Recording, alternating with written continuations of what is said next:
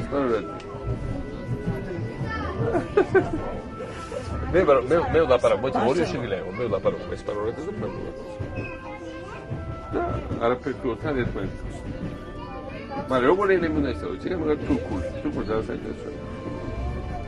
თურქეთში ლაპარაკობ მაგრამ თურქეთი კი არა ჩინეთი ყაზახეთი აზერბაიჯანი ქართლთან მოდი ჩინეთი არის თურქულენოვანი რამდენიმე 100 მილიონი ადამიანი ლაპარაკობს